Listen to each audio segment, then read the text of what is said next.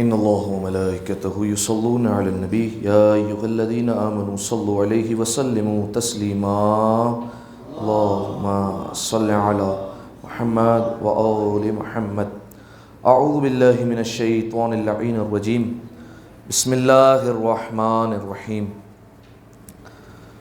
الحمد للہ الذی یخلق ولم یخلق وَيَرْزُقُ وَلَا يُرْزَقُ وَيُطْعِمُ وَلَا يُطْعَمُ ثُمَّ الصَّلَاةُ وَالسَّلَامُ عَلَىٰ عَبْدِكَ وَنَبِيِّكَ وَصَفِيِّكَ وَرَسُولِكَ وَخِيرَتِكَ مِنَ الْخَلْقِ أَبِي الْقَاسِمِ مُحَمَّدٍ اللهم صل على محمد وآل محمد وعلى أهل بيته الطيبين الطاهرين المعصومين المظلومين سیما ابن عمہ علی علیہ السلام وهو النبأ العظیم والصراط المستقیم والقرآن الکلیم وهو الصدیق الاکبر والفاروق الاعظم وحبل اللہ المتین وامام المسلمین ووصی رسول رب العالمین واللعنۃ الدائمۃ علی اعدائهم اجمعین اما بعد فقد قال اللہ سبحانہ وتعالی فی محکم کتابہ المبین بسم اللہ الرحمن الرحیم انا اعتدنا للظالمین نارا احاط بهم سرادقها وان یستغیثوا یغاثوا بماء کالمہل یستوی الوجوہ بئس الشراب وساءت مرتفقہ صلوات علی محمد وآل محمد اللہم صل علی محمد وآل محمد۔ تمام تر تعریفیں اس ذات واجب الوجود کے لیے کہ جس نے ہمیں روز جمعہ دیکھنا نصیب فرمایا، اور تمام تر شکر بھی اسی کی بارگاہ میں کہ جس نے نماز جمعہ جیسی سعادت سے ہمیں ہمکنار فرمایا۔ مزید توفیقات میں اضافے کے لیے تقوی الہی کو اپنانے کے لیے مل کر بآواز بلند صلوات پڑھ دیں۔ اللہم صل علی محمد وآل محمد۔ سامعین محترم، مسلسل ہماری گفتگو گناہ کبیرہ کے حوالے سے ہو رہی ہے، اور آپ کی خدمت میں اس بات کو بیان کیا گیا تھا کہ گناہ کبیرہ وہ گناہ ہوتے ہیں کہ جن کے انجام دینے پر پروردگار عالم نے جہنم کا اعلان کیا ہے۔ لہذا وہ افراد کہ جو نہ توبہ کر سکے گناہ کبیرہ کو انجام دینے کے بعد، اور نہ ہی پروردگار عالم کی رحمت شامل حال ہوئی، اور نہ ہی اہل بیت علیہ السلام نے ان کی شفاعت کی، تو یہ طے شدہ بات ہے کہ گناہ کبیرہ کو انجام دینے کے بعد انسان جہنم واصل ہو جائے گا۔ کئی گناہوں کے حوالے سے ہماری گفتگو ہوئی، آپ کی خدمت میں شرک کے حوالے سے بیان کیا، آق والدین کے حوالے سے گفتگو ہوئی، جھوٹ کے حوالے سے بات ہوئی، شراب کے حوالے سے، سود خوری کے حوالے سے، مال یتیم کھانا، اس طریقے سے کئی گناہوں پر ہم نے بات کی۔ مالی واجبات ادا نہ کرنا، نماز کو جان بوجھ کر چھوڑ دینا، حج کی توہین کرنا، اس طریقے سے کئی گناہوں پر ہم نے گفتگو کی۔ آج ایک اور گناہ پر ہم نے گفتگو کرنی ہے، اور اس گناہ کا بھی شمار گناہ کبیرہ میں سے بھی بڑے گناہوں میں ہوتا ہے۔ گناہ کبیرہ ویسے ہی جن کو کہا جاتا ہے بڑے گناہ، لیکن ان میں بھی سارے ایک جیسے نہیں ہیں، سارے گناہ برابر نہیں ہیں، سب کا عذاب ایک جیسا نہیں ہے، بلکہ سب کے عذاب مختلف ہے۔ جو جتنا شدید گناہ ہے اس کا عذاب اتنا بڑا ہے، اس کا عذاب اتنا شدید ہے، جتنا بڑا گناہ ہوگا اتنا سخت عذاب ہوگا۔ تو آج جس گناہ کے حوالے سے ہماری گفتگو ہونی ہے وہ ہے ظلم، اور اس حوالے سے میں نے آپ کے سامنے سورہ مبارک کہف کی 29ویں آیت پیش کی، جس میں پروردگار عالم ارشاد فرماتا ہے انا اعتدنا للظالمین نارا، کہ ہم نے ظالموں کے لیے ایک آگ کو تیار کر کے رکھا ہے، ایک آگ کو بھڑکا کر رکھا ہوا ہے ظالموں کے لیے۔ ٹھیک ہے، بیان کر دیا گیا گناہ کبیرہ جس پر جہنم کا اعلان ہے۔ ہم نے ظالموں کے لیے ایک ایسی آگ بھڑکائی ہے جو انہیں چاروں طرف سے گھیر لے گی، احاط بہم سرادقها، چاروں طرف سے گھیر لے گی۔ اچھا، جب آگ قریب آئے گی، تپش قریب آئے گی تو کیا ہوتا ہے؟ جب بہت زیادہ گرمی ہوتی ہے، درجہ حرارت بہت زیادہ بڑھ جاتا ہے، تو اس میں کیا ہوتا ہے؟ انسان کو بہت زیادہ پیاس لگتی ہے، وہ اپنے جسم کے اعتبار سے پانی پیتا ہے اور پانی کو زیادہ سے زیادہ طلب کرتا ہے۔ تو جہنم کی آگ ہے، اور جہنم کی آگ جب اس کے قریب جائے گی تو کیا ہوگا؟ یقیناً اسے پیاس لگے گی۔ تو وہیں یستغیثوا یغاثوا بہن ماء، کہ جب ان کے آگ قریب آئے گی، چاروں طرف سے آگ کو جب ان کو گھیر لے گی تو وہ پانی طلب کریں گے اور وہ پانی کا تقاضا کریں گے. تو کیا ہوگا؟ انہیں پانی تو پیش کیا جائے گا لیکن کھولتا ہوا اور گرم پانی ان کے پاس پیش کیا جائے گا. اچھا یہ پنکھا اگر بند کر سکے تو کر دیں. ایک دفعہ صلوات پڑھے مل کر باآواز بلند، اللہم صلی علی محمد و آل محمد. ایک دفعہ پھر مل کر باآواز بلند صلوات پڑھ دیجیے، اللہم صلی علی محمد و آل محمد. توجہ رکھیے گا. تو ظالم وہ ہے کہ پروردگار عالم کہہ رہا ہے کہ چاروں طرف سے آگ ان کو روز قیامت گھیر لے گی. پھر کیا ہوگا؟ جب آگ گھیر لے گی تو انہیں پیاس لگے گی. جب پیاس لگے گی تو کیا انہیں پانی دیا جائے گا؟ بالکل دیا جائے گا، لیکن پانی ایسا ہوگا جو کھولتا ہوا اور گرم پانی ان کو پیش کیا جائے گا. بئس الشراب، صحیح ہے، یہ پانی جو ہے وہ کتنا برا پانی ہوگا، اور ایسا پانی ہوگا کہ جب یہ اپنے منہ کے قریب لے جائیں گے تو اتنا کھولتا ہوا پانی ہوگا کہ وہ ان کے چہرے کو جلا کر رکھ دے گا. اتنا گرم پانی جو ہے وہ ہم نے دیکھا ہے. ایسی آگ تو دیکھی ہے کہ اگر بالفرض انسان قریب جائے تو وہ انسان کو جلا کر رکھ دے، لیکن آگ کی وجہ سے پانی اتنا کھولتا ہوا ہے کہ اگر وہ جیسے ہی پینے کے لیے منہ کے قریب کریں گے تو وہ ان کا چہرہ ہی جلا کر رکھ دی اور چہرے کا سارا گوشت اتر کر رہ جائے گا. بئس شراب، کتنا برا پانی ہوگا وہ. وساعت مرتفقہ، فقط اور فقط پانی برا نہیں ہے بلکہ جو ان کا ٹھکانہ ہے جو ظالمین کا وہ بھی برا ہے، اور وہ بھی جو ہے وہ برا ٹھکانہ ہے جہاں پر ان کو رکھا جائے گا. تو آج ہماری جو گفتگو ہونی ہے وہ ظلم کے حوالے سے ہوگی. دیکھیے سامعین محترم، ایک حدیث آپ کے سامنے پیش کرتا ہوں تاکہ آپ اس گناہ کی مذمت کا اندازہ لگا سکیں.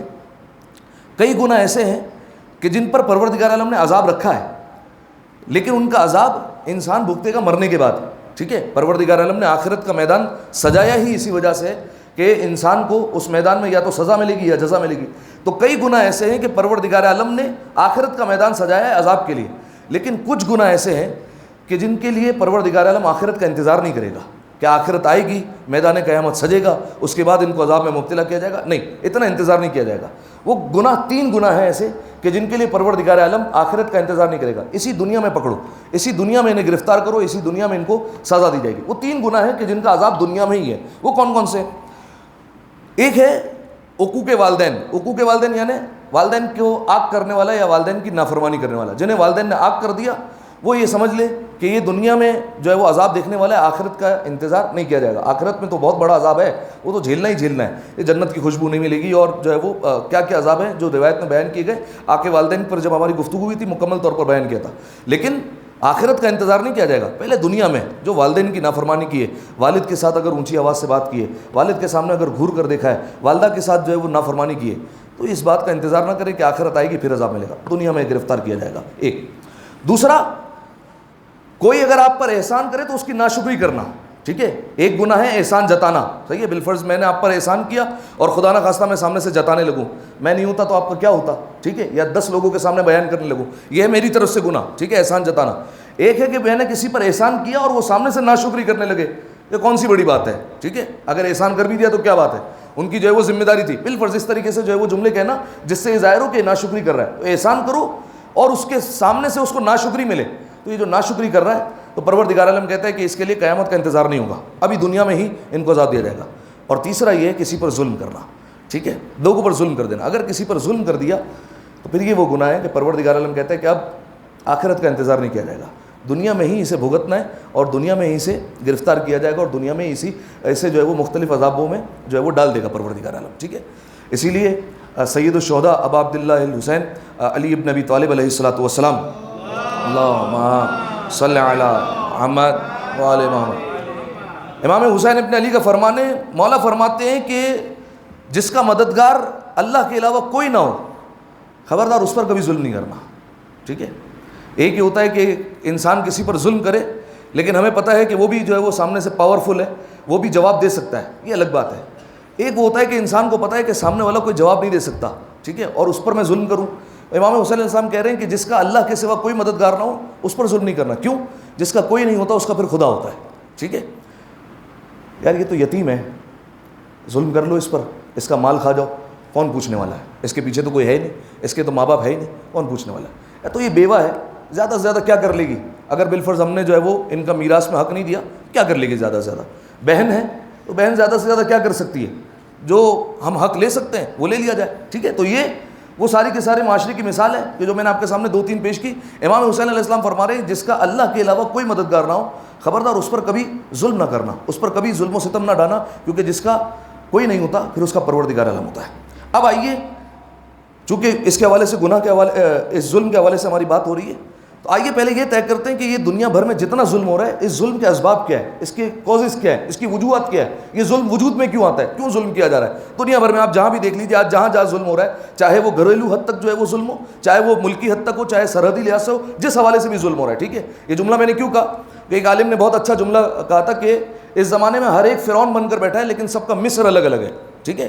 وہ فرعون تھا کہ جو پورا مصر اور پوری سلطنت بنا کر بیٹھا تھا، وہ اس میں ظلم کرتا تھا، لیکن آج بھی جو ہے وہ انسان فرعون کا کردار اپنا کر بیٹھا ہوا ہے، اور کہیں نہ کہیں جو ہے وہ اس کا مصر موجود ہے، چاہے وہ اس کا گھر مصر ہو، چاہے وہ سرحد ہو، چاہے وہ ملک ہو، کہیں نہ کہیں جو ہے وہ ظلم ہو رہا ہے۔ تو دنیا بھر میں جہاں بھی ظلم ہو، ٹھیک ہے، جہاں بھی ظلم ہو رہا ہے وہاں پر دیکھیے اس کی وجوہات کیا ہے، اسباب کیا ہے، ٹھیک ہے۔ آپ کے سامنے مثالیں فلسطین کی، لبنان کی، یہ ساری جتنی مثالیں، اس میں آپ جو ہے وہ ٹیلی کیجئے کیا وجہ ہو سکتی ہے کہ جس کی وجہ سے جو ہے وہ ظلم کیا جا رہا ہے۔ ایک دفعہ صلوات پڑھے مل کر آواز بلند، اللہم صلی علی محمد و آل محمد۔ 5 اسباب ہیں، ان میں سے کوئی ایک سبب ہوتا ہے تو ظلم ہو جاتا ہے، ٹھیک ہے۔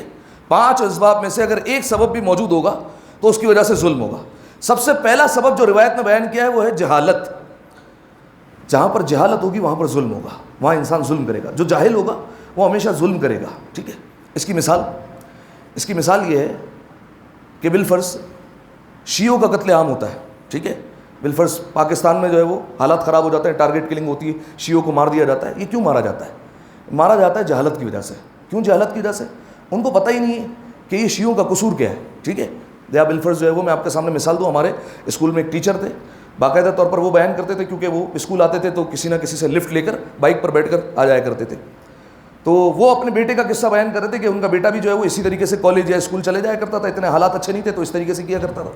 تو آپ جو ہے وہ سیم جو ہے وہ اسکول سے صابر بھائی کے بیٹے کی بات کر رہا ہوں میں، تو وہ جو ہے وہ بیان کرتے کہ ایک جو ہے وہ کھڑا ہوا تھا جگہ لفٹ لینے کے لیے، جو ہے وہ بائک والا کر روکا اور اسے زبردستی بٹھایا، بیٹھو میرے ساتھ۔ اور اس کے بعد جو ہے وہ جب بیٹھا اور کچھ رستے چلے تو اس نے بولا کہ اگر جو ہے وہ تم نے کوئی حرکت کی تو میں نے بم باندھا ہوا ہے، یہ اڑا دوں گا میں۔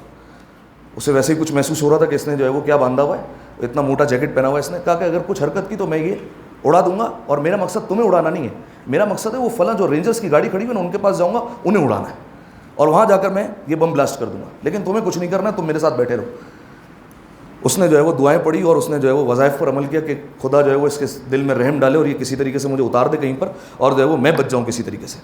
اب جو ہے وہ راستے میں جو ہے وہ اسے جو ہے وہ رحم آ گیا، اور کیا ہوا کہ اس نے کہا کہ میں تمہیں جو ہے وہ اتار دیتا ہوں۔ تو اس نے ایک بات پوچھ لی، کہا وجہ کیا ہے کہ تم جو ہے وہ اس طریقے سے یہ کرنا چاہتے ہو اور جو ہے وہ اس پر حملہ کرنا چاہتے ہو اور مجھے کیوں ختم کرنا چاہتے ہو؟ کہا مجھے پتہ ہے تم شیعہ ہو، اور مجھے پتہ ہے اور میرے استادوں نے مجھے یہ بتایا کہ اگر بالفرض کسی ایک شیعہ کو بھی قتل کر دیا تو سیدھا جنت میں جائیں گے، ٹھیک ہے۔ اور یہ میرے گلے میں جنت کی چابی لٹک رہی ہے، یہ مجھے ہمارے استادوں نے دی ہے، یہ جنت کی چابی ہے کہ اگر مریں گے تو سیدھا جو ہے وہ جا کے جنت میں لگانی ہے اور سیدھا جو ہے وہ جنت میں داخل ہو جانا ہے، ٹھیک ہے۔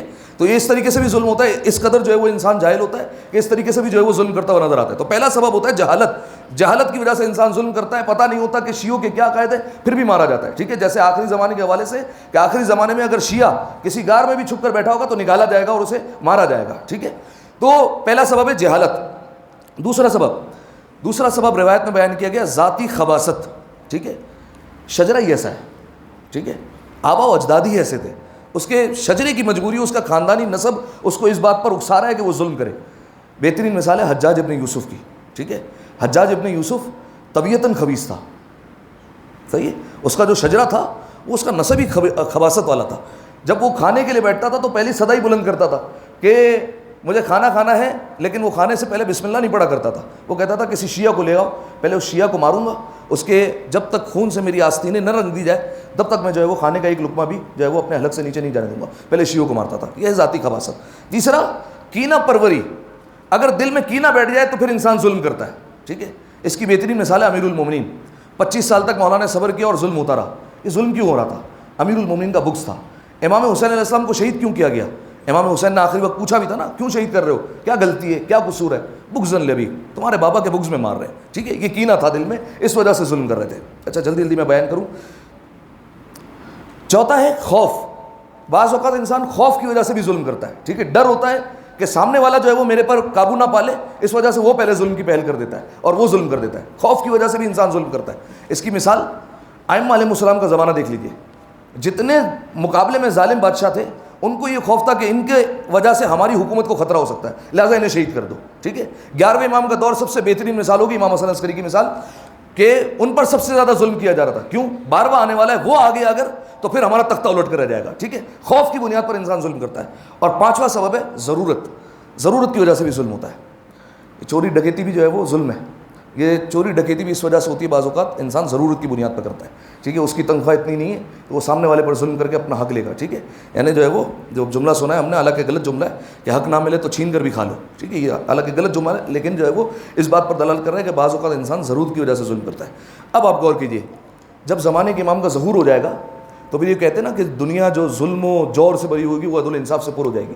یہ کیوں ہوگا؟ اس کی وجہ یہ ہوگی یہ اسباب جو ہے نا یہ ختم ہو جائیں گے. ٹھیک ہے.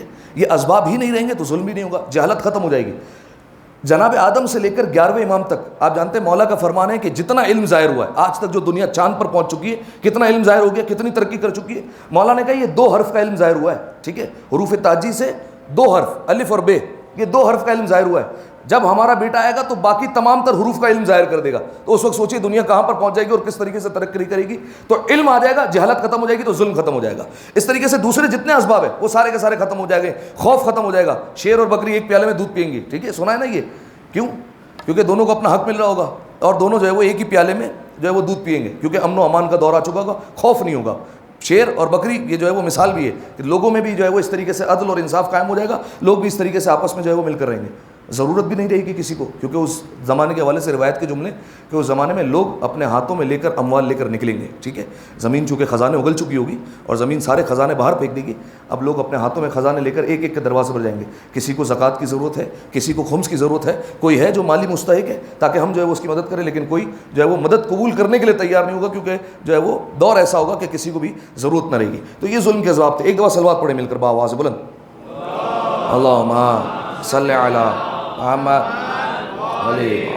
ٹھیک ہے. تو یہ ظلم کے اسباب بیان کیے میں نے آپ کے سامنے کہ ظلم ہوتا کیوں ہے، آج دنیا بھر میں جو ظلم ہو رہا ہے اس کی وجہ کیا ہے، ایک بات. دوسری بات، جو ظلم کر رہا ہے اس کا نقصان کیا ہے، ایک تو آپ کے سامنے بیان کر دیا. پروردگار عالم نے قرآن مجید میں کیا فرمایا ہے کہ ان کا ٹھکانہ جہنم ہے. ان کو ایسا پانی دیا جائے گا کہ اگر چہرے کے قریب بھی لے جائیں گے تو ان کا چہرے سے گوشت اتر کر جو ہے وہ بکھر جائے گا. یہ ان کا عذاب ہے. ٹھیک ہے. اس طریقے سے ظالم کے بارے میں ایک یہ بھی روایت ہے کہ وہ دین سے خارج ہو جائے گا. ٹھیک ہے. ایک روایت یہ کہ دنیا میں ہی عذاب دیا جائے گا، جو میں نے بیان کیا، آخرت کا انتظار نہیں کیا جائے گا، دنیا میں ہی اس کو عذاب میں مبتلا کیا جائے گا. ٹھیک ہے. تو یہ ظالم کے حوالے سے عذاب ہو گئے. اب آئیے ایک اور منزل آگے لیتے ہیں. کیا فقط ظلم کرنا گناہ کبیرہ ہے؟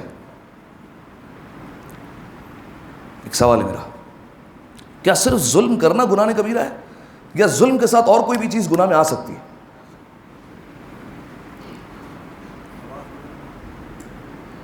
اچھا دیکھیے، آواز تو ہر وقت تو جو ہے وہ اگر آپ کہیں گے ہر وقت بلند کریں تو پھر آپ کے سامنے جو ہے وہ کئی ائمہ علیہ السلام کا دور ہے کہ ائمہ علیہ السلام کے دور میں جو ہے وہ بالفرض سادات حسنی پر ظلم کیا گیا، لیکن ائمہ علیہ السلام خاموش ہے. ٹھیک ہے. تو یہ بھی سیرت میں لے گی، اور امام حسین علیہ السلام نے قیام کیا، یہ بھی سیرت میں لے گی، آپ کو دونوں سیرتیں ملے گی. تو یہ صورتحال پر ڈیپینڈ کرے گا. چلے ایک جو انہوں نے پوائنٹ کہا نا اس کو میں جو ہے وہ آسان الفاظ میں کہتا ہوں، مظلوم کی مدد نہ کرنا، یہ بھی گناہ کبیرہ میں. اور ایک اور بھی جو ہے وہ گناہ کبیرہ میں آ سکتا ہے، وہ ہے ظالم کی مدد کرنا، یہ بھی گناہ کبیرہ ہے. ٹھیک ہے. تو میں نے آپ کے سامنے آج 3 گناہ کبیرہ بیان کیے. ایک، ظلم کرنا، اگر کوئی انسان پر ظلم کرے یہ بھی گناہ کبیرہ. ظالم کی مدد کرے یہ بھی گناہ کبیرہ. مظلوم کی مدد نہ کرے یہ بھی گناہ کبیرہ. ٹھیک ہے. تینوں گناہ کبیرہ ہے. ریفرنس آیت اللہ دستگیر شیرازی کی کتاب گناہ کبیرہ، وہاں سے آپ کے سامنے بیان کر رہا ہوں. چھٹے امام، امام جعفر صادق علیہ الصلوۃ والسلام، اللہ صلی علی محمد، دونوں حوالے سے آپ کے سامنے حدیث بیان کر رہا ہوں میں. ٹھیک ہے. ظالم کی مدد کرنا. چھٹے امام بیان فرماتے ہیں جب قیامت کا دن آئے گا تو ایک منادی ندا دے گا. ٹھیک ہے. ایک آواز آئے گی اور وہ آواز یہ ہوگی کہ ظالم کہاں ہے، ظالم کے مددگار کہاں ہیں، اور ظالم سے ملتے جلتے لوگ کہاں ہیں. وہ سامنے آ جائے، انہیں پکڑ کر لایا جائے گا میدان قیامت میں. ٹھیک ہے. کہ یہ ظالم ہے، انہوں نے ظلم کیا، یہ ظالم کے مددگار ہے جو ظالم کی مدد کرتے رہے ان کے ظلم میں، اور یہ وہ لوگ ہیں جو ظالم کے بالفرض ظلم پر راضی رہے. ٹھیک ہے. کیونکہ ائمہ کا علیہ السلام کی روایت میں اگر آپ دیکھیں گے تو یہ بھی ملے گا کہ 3 افراد ایسے ہیں کہ جو ظلم میں شریک ہو جاتے ہیں. ایک وہ جو ظلم کر رہا ہے، ایک وہ جو ظلم میں مددگار ہے، 2، اور تیسرا جس نے ظلم نہیں کیا، نہ ظلم میں مددگار ہے لیکن فقط راضی رہا، جو ہوا اچھا ہوا، ٹھیک ہوا. ٹھیک ہے. جناب مختار علیہ السلام نے جب بدلہ لیا تھا تو فقط ان لوگوں کو قتل نہیں کیا تھا کہ جنہوں نے امام حسین علیہ السلام کو شہید کیا، ان لوگوں کو بھی قتل کیا تھا جو امام حسین علیہ السلام کے قتل کا سن کر راضی تھے، انہیں بھی مار دیا گیا، انہیں بھی واصل جہنم کیا گیا. ٹھیک ہے. تو چھٹے امام بیان فرماتے قیامت کا دن ہوگا تو ندا دی جائے گی، ایک ظالم کہاں ہے، ظالموں کے مددگار کہاں ہیں، اور تیسرا ظالموں سے ملتے جلتے لوگ کہاں ہیں. جب انہیں لایا جائے گا تو پھر پروردگار عالم حکم دے گا کہ انہیں ایک تابوت میں بند کیا جائے اور انہیں تابوت میں بند کر کے جہنم میں اٹھا کر تابوت کو پھینک دیا جائے. ٹھیک ہے, ایک ہوتا ہے انسان کو جہنم میں پھینکنا, ایک ہوتا ہے اس کو قید کر کے تابوت میں اور پھر جو ہے وہ جہنم میں پھینک دینا, یہ اور سخت عذاب ہوتا ہے. ایک اور روایت سنیے, چھٹے امام جعفر صادق علیہ الصلوۃ والسلام, اللہم صلی علی محمد. یہ روایت رسول اللہ سے ہے. رسول اللہ نے بیان فرمایا جو کسی مسلمان کی فریاد سنے, یعنی اس پر ظلم ہو رہا ہے اور وہ فریاد بلند کرے کہ مجھے مدد کی ضرورت ہے, اور سامنے والا مدد کرنے پر اختیار رکھتا اور پھر مدد نہ کرے, تو کیا ہوگا؟ رسول اللہ نے فرمایا وہ مسلمان نہیں ہے, اس کا اسلام سے کوئی لینا دینا نہیں ہے. جو میں نے آپ کے سامنے ایک نقصان بیان کیا کہ وہ دین سے خارج ہو جائے گا. ٹھیک ہے, 3 گناہ کبیرہ آج میں نے آپ کے سامنے بیان کیے. ایک, ظلم اگر کوئی کر رہا ہے یہ بھی گناہ کبیرہ. اگر بالفرض کوئی ظالم کی مدد کر رہا ہے, کسی طریقے سے اس کو سپورٹ کر رہا ہے, یہ بھی گناہ کبیرہ. مظلوم کی مدد نہیں کر رہا, یہ بھی گناہ کبیرہ. یہ تینوں گناہ کبیرہ میں شامل ہے. ٹھیک ہے, اب آج جو ہے وہ آپ یہ دیکھ لیں کہ آج دنیا بھر کے جو حالات ہیں, بالفرض لبنان میں جو ابھی اٹیک ہوا اور 4 ہمارے علماء کو شہید کیا گیا, وہاں پر خواتین اور بچوں کو جو ہے وہ مارا گیا. باقاعدہ طور پر آیت اللہ سیستانی کے دفتر سے پورا جو ہے وہ ایک لیٹر نکلا اور پورا جو ہے وہ لبنان کی طرف آیت اللہ سیستانی نے وہ خط بھیجا. ٹھیک ہے, سوشل میڈیا پر گردش کر رہا ہے, شاید آپ کی نگاہوں سے گزرا بھی ہو. ٹھیک ہے, کہ آیت اللہ سیستانی نے بھرپور ان کی جو ہے وہ مدد کرنے کی, لبنانیوں کی جو ہے وہ اپیل کی اور کہا ہے کہ ان کی مدد کی جائے. اور اسی وجہ سے آغا سیستانی کا پورا وفد جو ہے وہ وہاں پر گیا اور ان کے لیے امدادی سامان جو ہے وہ وہاں پر لے کر پہنچا. اور اس کے بعد مومنین کو اس میں ایک پیغام دیا گیا کہ جس طریقے سے بھی ہو سکتا ہے مدد کریں. ٹھیک ہے, اب بالفرض ہم آج کیا مدد کر سکتے ہیں؟ جس کی جو طاقت ہے. بالفرض اگر فائنینشیل سپورٹ ہو سکتا ہے تو فائنینشیل سپورٹ. ٹھیک ہے, آپ کہیں مولانا صاحب ہماری اتنی قدرت نہیں ہے, تو ٹھیک ہے, آپ کی یہ ذمہ داری نہیں ہے. ظالم آپ کے جو ہے وہ بولنے سے اگر ظلم ختم کر دے گا تو آپ یہ کر لیں, وہ ہو نہیں سکتا آج کے زمانے میں کہ ہماری آواز کون سنے گا. ٹھیک ہے, 2 باتیں. تیسرا ایک بات ہے کہ آپ جو ہے وہ نہ مدد کر سکتے ہیں نہ آپ جو ہے وہ آواز بلند کر سکتے ہیں. ایک بات تو کر سکتے ہیں, وہ کیا؟ دل میں کم از کم ظالم کے خلاف بیزاری تو رکھ سکتے ہیں, اور مظلوم کے لیے جو ہے وہ کم از کم ایک دل میں ایک نرم گوشہ تو رکھ سکتے ہیں. یار جو ان کے ساتھ ہو رہا ہے غلط ہو رہا ہے, یہ جو بچوں پر ظلم کیا جا رہا ہے یہ غلط کیا جا رہا ہے, یہ عورتوں کے ساتھ جو ہو رہا ہے یہ غلط ہو رہا ہے. ٹھیک ہے, یہ بس دل میں خیال تو رکھا جا سکتا ہے نا. یا ان کے لیے جو ہے وہ بیٹھ کر دعائیں تو کر سکتے ہیں. یہ میں کیوں بیان کر رہا ہوں؟ وجہ یہ کہ 7ویں امام کا زمانہ ہے. میں جلدی بیان کروں کہ ایک سعادت حسنی تھے جن کا نام تھا علی ابن حسین ابن حسن مثلث ابن حسن مثنى ابن حسن مجتبی. امام حسن علیہ السلام کی اولاد سے تھے. ان کو جو ہے وہ قتل کر دیا گیا بنی عباس کی جانب سے. بنی عباس کا ایک بادشاہ تھا جس کا نام تھا ہادی, اس نے قتل کر دیا. اس نے دیکھا جب ان کو ہٹا دیا گیا, اب جو ہے وہ سادات میں جو اہم شخصیت ہے ان کا نام ہے موسیٰ کاظم, ان کو شہید کر دو.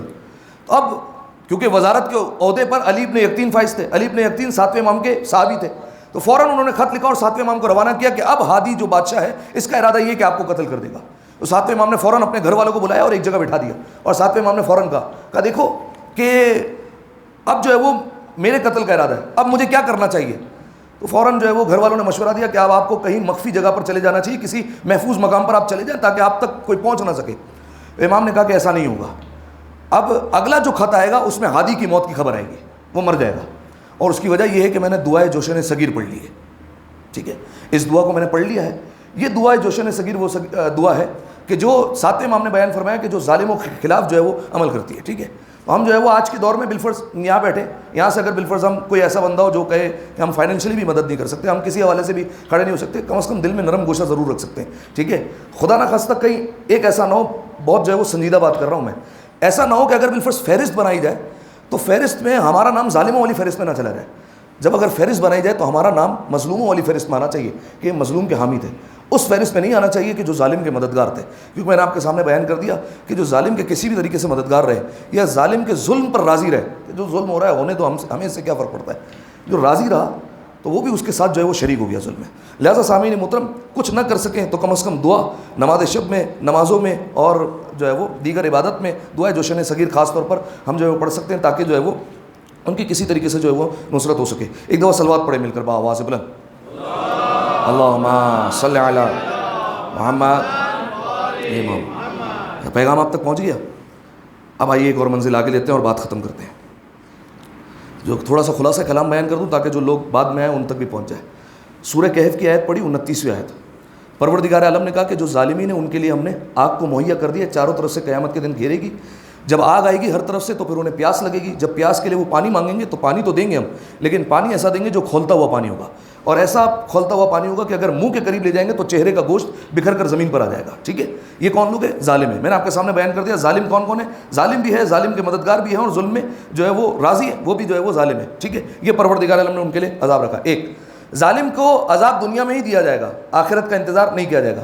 ظالم جب دنیا سے جائے گا تو ہو سکتا ہے اگر توبہ نہ کرے تو وہ دین سے خارج ہو جائے. ٹھیک ہے, یہ.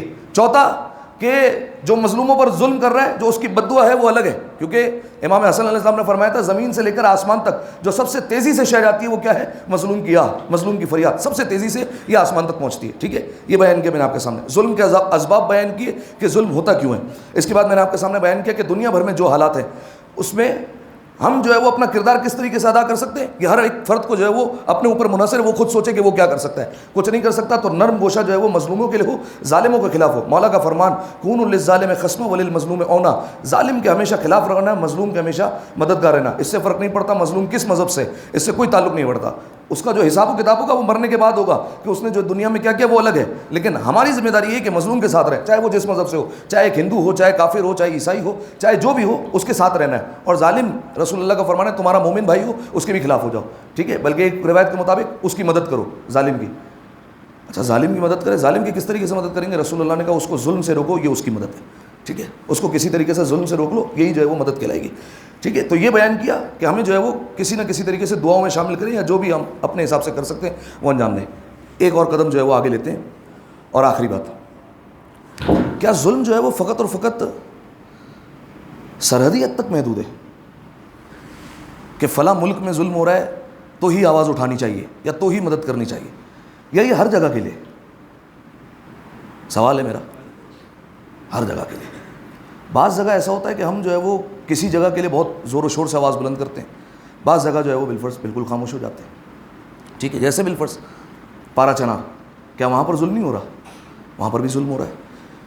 بالفرض ابھی ایک جو ہے وہ سوشل میڈیا پر تصویر جو ہے وہ گردش کر رہی تھی کہ پاکستان میں کسی نے جو ہے وہ اونٹ کا پیر کاٹ دیا. وہ پورے پاکستان میں ہنگامہ مچ گیا کہ اونٹ کا جو ہے وہ پیر کاٹ دیا, اور قرآن کی آیتیں چلنے لگی, جناب صالح کی جو اونٹنی تھی اس کو جو ہے وہ جب قتل کر دیا تھا تو یہ ہوا تھا اور وہ ہوا تھا. بالکل ٹھیک بات ہے, روایت کے جملے کہ حیوان پر بھی ظلم ہو اس کے بھی خلاف رہنا ہے تمہیں.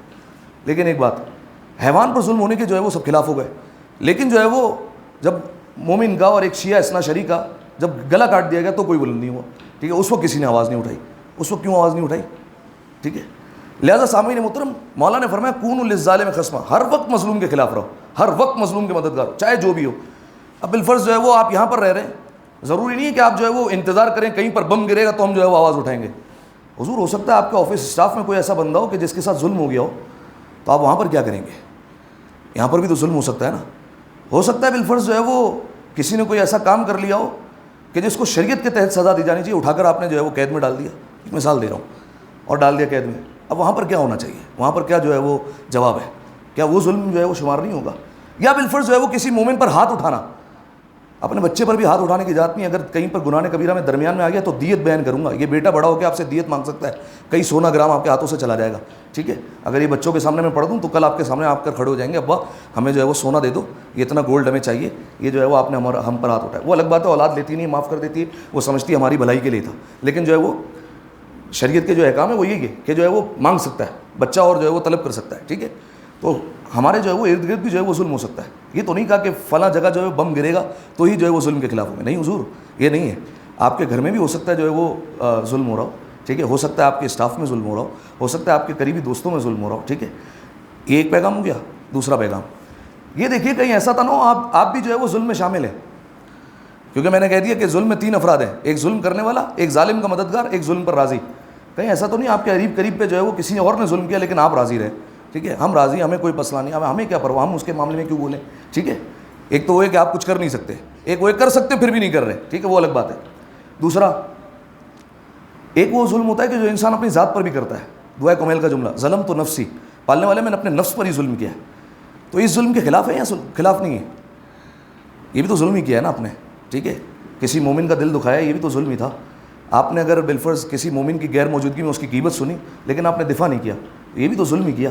ٹھیک ہے, میں اپنی طرف سے نہیں کہہ رہا ہوں, میں کتاب سے پڑھ کر کہہ رہا ہوں, یہ بھی تو ظلم ہی کیا. تو اس ظلم کے خلاف ہے یا اس ظلم کے خلاف نہیں ہے؟ یا فقط جو ہے وہ کسی خاص جگہ سے جو ہے وہ منحصر ہو گئے کہ بس یہیں پر ظلم ہوگا تو ہی ہم خلاف ہوں گے اور کہیں بولیں گے نہیں؟ حضور آپ نے اپنی ذات میں کتنا ظلم کیا, آپ نے دوسرے لوگوں پہ ظلم ہوتے ہوئے دیکھا اور راضی رہے یا نہیں رہے, یہ بھی تو دیکھیں. ٹھیک ہے, تو یہ ساری چیزیں جو ہے وہ اس میں آئیں گی. خیر, آخر میں دعا کرتے ہیں پروردگار عالم سے, پروردگار ہماری اس عبادت کو اپنی بارگاہ میں قبول فرما, تمام گناہ صغیرہ اور کبیرہ کو معاف فرما. میرے مالک دنیا بھر میں جہاں بھی ظلم ہو رہا ہے, اگر ظالم قابل ہدایت ہے تو انہیں ہدایت فرما, اگر قابل ہدایت نہیں ہے تو انہیں نیست و نابود فرما. میرے مالک مظلوم جتنے مرد ہیں, جتنے خواتین ہیں, جتنے بچے ہیں, جہاں جہاں ظلم ہو رہا ہے, میرے مالک تمام مظلوموں کی حمایت اور نصرت فرما. میرے مالک ہمیں ہمیشہ ظالم کے خلاف رہنے کی توفیق عطا فرما, مظلوموں کی ہمیشہ حمایت کرنے کی توفیق عطا فرما. میرے مالک جہاں جہاں ظلم ہو رہا ہے وہاں وہاں خلاف رہنے کی توفیق عطا فرما. تمام دعاؤں کی قبولیت کے لیے ایک دفعہ صلوات پڑھیں مل کر بآواز بلند. اللہم صلی علی محمد. بسم اللہ الرحمن الرحیم. انا اعطیناک الکوثر فصل لربک وانحر ان شانک هو الابتر. مل کر بآواز بلند صلوات پڑھ دیں.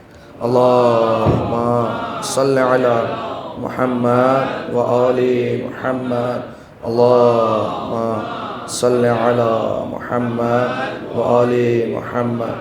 اللہم صلی علی محمد وآل محمد. اعوذ باللہ من الشیطان اللعین الرجیم. بسم اللہ الرحمن الرحیم. الحمد للہ رب العالمین والصلاة والسلام علی محمد النبی الرحمہ وعلی علی ابن ابی طالب سید الوصیین وفاطمة الزہرا والحسن ابن علی والحسین ابن علی وعلی ابن الحسین ومحمد ابن علی وجعفر ابن محمد وموسى ابن جعفر وعلی ابن موسى ومحمد ابن علی وعلی ابن محمد والحسن ابن علی والحجة ابن الحسن صلوات اللہ علیہم ائمة وسادة وقعد بهم تولى. اللهم ظهوره انهم يرونه بعيدا ونراه قريبا برحمتك يا ارحم الراحمين. اللهم افتح لي ابواب توبتك ورحمتك ورزقك الواسع اني اليك من الراغبين واتمم لي انعامك انك خير المنعمين. اللهم اجعل بقية عمري في اداء فرض الجمعات والحج والزيارة والعمرة ابتغاء وجهك يا رب العالمين. وصلى الله على محمد وآله الطيبين الطاهرين المعصومين والسلام عليه وعليهم اجمعين. مل کر بآواز بلند صلوات پڑھتے ہیں. اللهم صل على محمد وآل